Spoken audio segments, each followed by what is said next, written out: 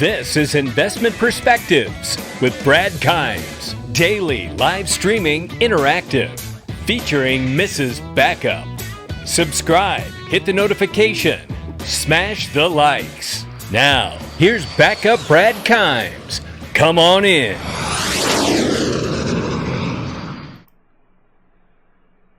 Welcome back to Investment Perspectives, everybody. I'm glad you're here and happy Monday morning. I wanted to make a video because there was some recent FUD that was out on social media on Twitter, I believe to be FUD, about two different things and elements about Ripple and XRP. One, the age-old question, is XRP a security or not?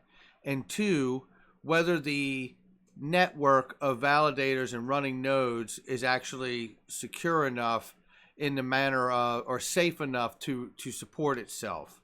There was an issue not long ago about the validators that apparently 5 had went down, and if a 6th one had went down, the network would have collapsed.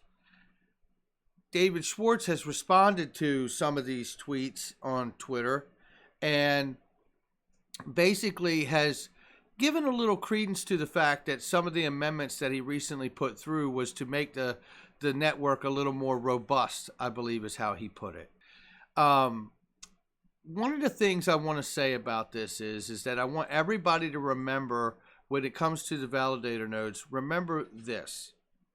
One, there is an enormous amount of partnerships that are on RippleNet. Two, at the World Economic Forum on the Policy Toolmaker Kit, it specifically cites the JPM coin and the XRP coin as settlement between intra and interbank settlement between central bank digital currencies. Now, that tells me one thing. There's no way on this earth that the central banks are using a system that is reliant upon you and me deciding to pay $180 or $200 or whatever it is to run a validator node on the network. It tells me, because that is the chosen option, because we also know that Julia Chatterley mentioned that the head of blockchain from JP Morgan told her that should the Fed make a digital dollar, the JP Morgan coin will be dropped, leaving only the XRP token for the inter and intrabank settlement option.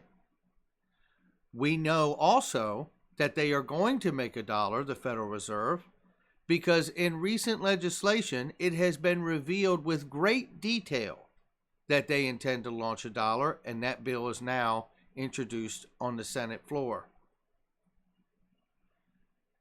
You would literally have to believe that the central banks plan on using a network that is reliant upon you and I, according to the people that are starting this question asking, which I feel is inciting and not educational, I don't feel like it is a professional conversation either, and it's certainly not handled in a way that someone's looking for answers. What I can say is that when I see this information on the World Economic Forum Policy Toolmaker Kit, it tells me that there's an enormous amount of NDAs. And we're not going to find out who all the real people that are going to run this network until the NDAs burn off. And there's probably a go date for when that's going to happen. Do I know when that's going to happen? No, I don't. Am I trying to convince you? No.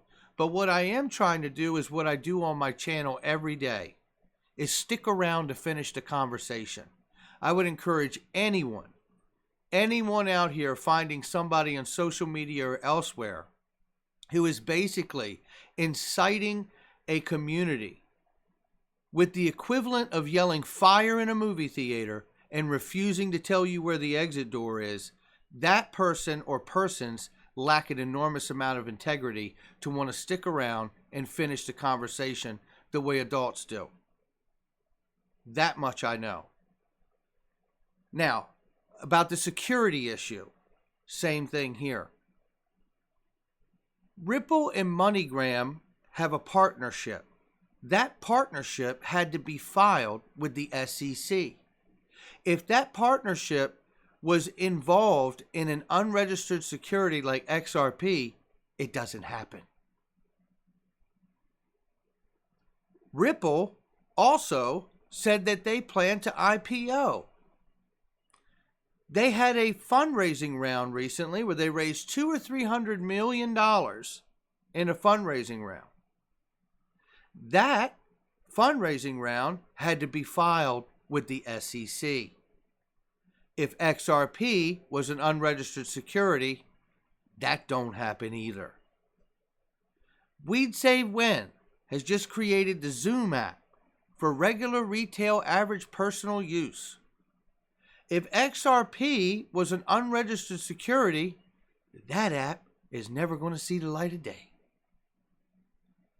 This is the problem I find with the people that are on social media that are inciting these things and then play very evasive games with the community about finding the answers and put the onus on everyone else after inciting everyone with these half-crocked notions.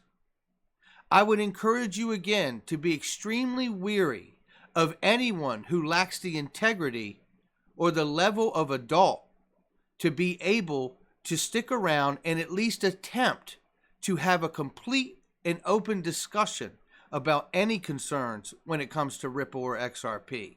Now, I also want to say this. Trolling on social media or in any other way is unacceptable. What I'm talking about is an absolute professional discussion, a very, very respectable discussion. I tried to have that yesterday with a particular person on Twitter and could not get a response. I even proposed most of these notions that we're talking about here to try to encourage the discussion, and I still didn't get a response. As far as I'm concerned, the people that are doing this now, whether they have some valid points or not, the very fact that you're willing to incite a community and not stick around to want to carry a decent conversation and be respectful and have an open dialogue that is respectful is absolutely missing a level of integrity. That's my word for today on that, and I hope we're all willing to share this in a respectful way with one another, because trolling is not the way to handle anything in this community, whether you're inciting the comments or whether you're responding to them that way.